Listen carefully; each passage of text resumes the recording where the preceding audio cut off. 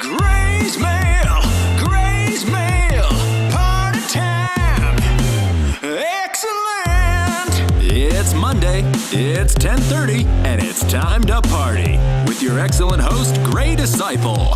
Party on, Gray. Gray's Mail.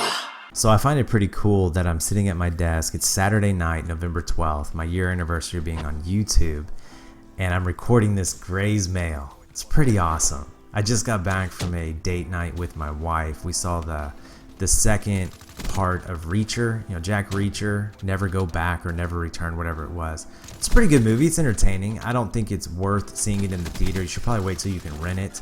Just don't have really high expectations. And as long as you go in there like that, I think you'll enjoy the movie. So, it's Gray's Mail time. And as always, I get a bunch of really cool questions. But there was one in particular that I think I'm going to devote nearly the entire episode on. A couple weeks back, I did a Gray's Mail, and in this Gray's Mail, I talked about man and his responsibility to work and provide for his family. And I got a bunch of really awesome responses. Well, one gentleman, a fellow YouTuber, and you guys would probably like his stuff if y'all want to go check him out. I'll link him below. His name is A Man Named Star, and he brought this up. He wanted me to expand more on the subject, and I think I have an idea of where he wanted me to go with it. He said this: I actually had a debate at work earlier regarding people who work hard versus people who are lazy and benefit from said workers. I'm all for helping the needy, which charitable organizations do, but I think you should address this in a future episode as it pertains to democracy, right versus left, etc. Specifically Obama's catchphrase, fair share. I think this would tie in great regarding what you spoke about, referencing man working hard. Now, the Bible has a lot to say about welfare, about the government, about people in need. And it's completely vice versa as what you hear from our federal government. Nowhere in the Bible was it ever indicated that it was the federal government or a government's responsibility to care for the people.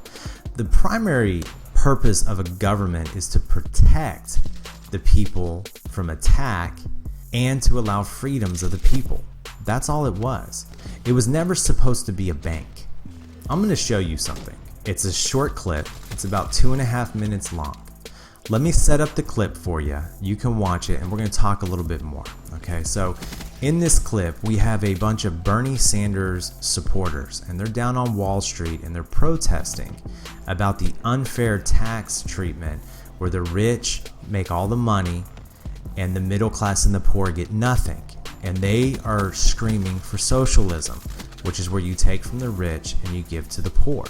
And so a gentleman, a wealthy man, comes down and talks to the protesters. And in about 2.5 to 3 minutes, he puts them all in their place. Watch the clip, and then we're going to talk for a second. What do you think my fair share is? What percent of my income do you think would be fair? Get rid of the Bush tax. No. Just give me a percentage. No. 0.5%. What percent? Marginal. So you think it? Hold on. What do you think? What do you think would be fair if for me to pay? What do you think is fair? National average runs close to 17%. A whole bunch of people, about 50%. Okay, don't pay but how much do you taxes. think I should pay? What would be fair for me? I don't know what Just your guess. income is. I can't tell you that. Well, what do you? I believe in a How about the same as everybody else? What should I pay? Okay, well, all right, Like I'm paying 35%. All right, well, that would be a huge tax cut for me. I pay much more than 35% of my total What does your income in secretary tax. pay? What do you think of the Less Buffett than me, plan? and I employed her. Well, Buffett is full of it because Warren Buffett is the biggest shareholder in Berkshire Hathaway, so he's paying a 35% tax on his profits. That's not effective. Sure, it affects him. He has to pay it. No. Not, Well, I thought it's on paper. But I'm paying. Effective I am 15% giving the stock. government half of what I earn. You think they should take more?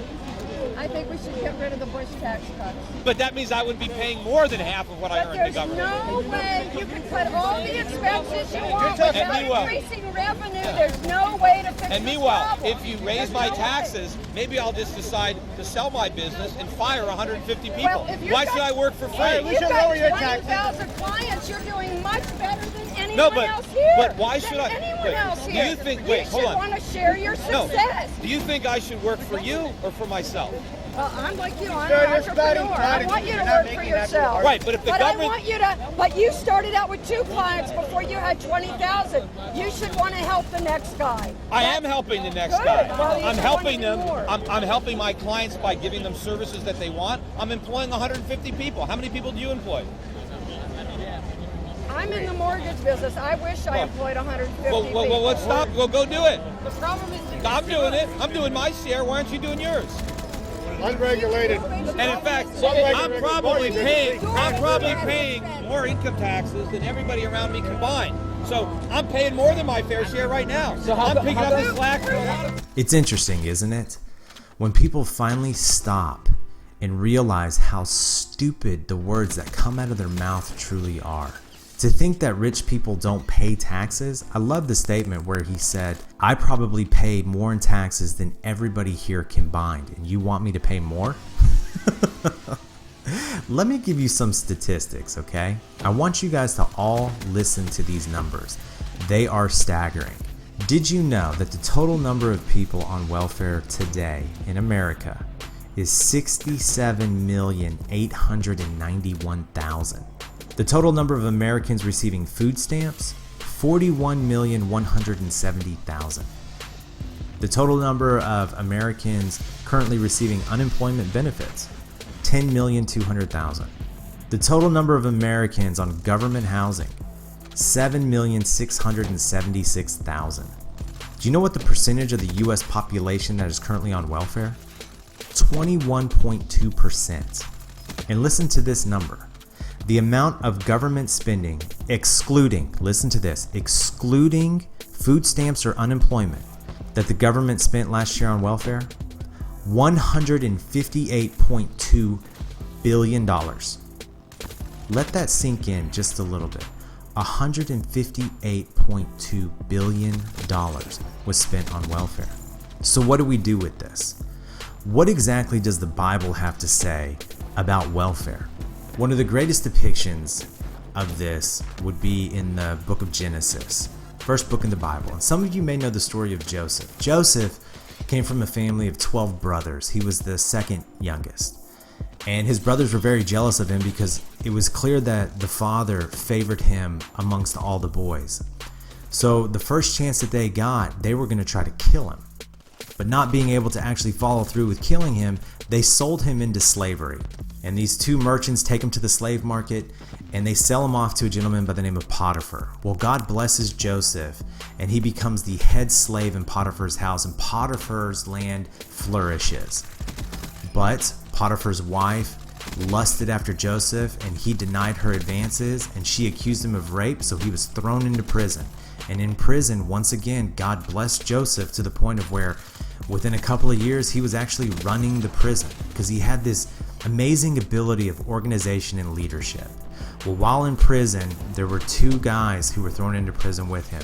One was the cupbearer and one was the bread maker to the Pharaoh. And one night they each had dreams, and Joseph interpreted their dreams. And it came to pass exactly what he said. And when one of the men were freed, he said to the man, "Remember me with Pharaoh." Well, the guy forgets until a couple of years later, Pharaoh has a dream, and he's concerned about it, and nobody could decipher what the dream meant. So the cupbearer finally stands up and says, "I know a man who can interpret the dream." So Joseph is brought out of prison to stand before Pharaoh, and Pharaoh tells him this dream. And in the dream, what was basically said was that you're going to have 7 years of amazing prosperity in the land, followed by 7 years of severe famine like you've never seen before in your life. So my advice to you, Pharaoh, would be to, during the 7 years of prosperity, to store away a large portion of the food in storehouses, so that way when the 7 years of famine comes, you have something to live off of. Well, Pharaoh, seeing that Joseph was clearly blessed by God, decided to put Joseph in charge of everything, so he became the second most powerful man in the ruling empire of the day. The famine hits. Okay, they had done the prosperity thing, and Joseph was very smart. He had filled up all these storehouses, so the famine hits, the crops go dry, and the people have no food. So they come to Egypt and they say, "We have no food, we need food, we know you have a storehouse, give us food." Well, does Joseph just give them food? No, he does not. First, he makes them buy it. And once the money runs out after a year or so, the people come back and they're like, listen, we have no money. We need food. Joseph says, I'm not just going to give it to you. Give me your animals. So they start to trade in livestock. They gave away their cattle and their sheep and their goats. A couple years pass. They come back to Joseph and say, we have no money. We have no livestock. Give us food. He says, no, give me your land. Egypt becomes the greatest landowner ever because it takes all the land of the people, because that's how they paid for this grain. And the people come back. We've given you all of our money. We've given you all of our livestock. We've given you our land. Now what? We need grain. Well, now you're going to go into indentured service. Nowhere in that story did Joseph give people the money. Now let me quote you a scripture here. And y'all may think that was cold. In 1 Timothy 5:8, this was a letter that the Apostle Paul wrote to Timothy, and he says, anyone who does not provide for their relatives, and especially their own household, has denied the faith and is worse than an unbeliever. The key word in that is relative. It is the responsibility of the family and the extended family to care for the members of said family. It is not the government's responsibility. It was for man to do it. Almost like God put it within all of us to help one another out. We're not supposed to have a closed heart. This is a great one. In Deuteronomy chapter 15, starting in verse 7, listen to this.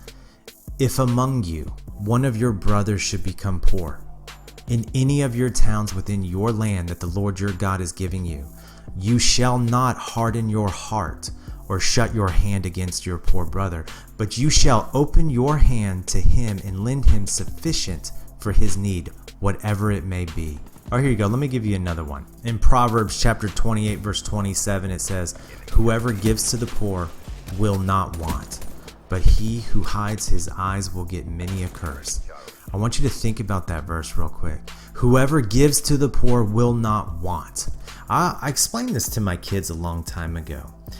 I want you to imagine the blessings of God like this. I said, hold out your hand, palm up, and keep it open.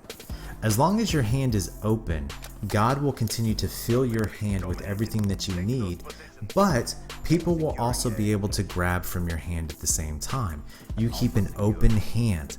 God gives to you, you give to somebody else. But if God gives you something, he puts it in your palm, and then you clench your fist because you don't want to give it to anybody else, keep in mind that because your fist is clenched, God can't put anything else in it. That's why he says whoever gives to the poor will not want, but he who hides his eyes will get many a curse. Oh, doesn't that just sting a little bit right there? One of the first verses I memorized when I started reading the Bible was in the book of Philippians chapter 2. And it says, do nothing out of selfish ambition or vain conceit, but in humility consider others better than yourselves. A man should not look only to his own interests, but also to the interests of others. The idea behind everything that I'm telling you is this, is that nowhere in the Bible does it indicate that a government, a nation, or an empire, that it's their responsibility to provide for the needs of the people. It is the responsibility of the family and of other citizens to do it. Now, we didn't have an issue with this.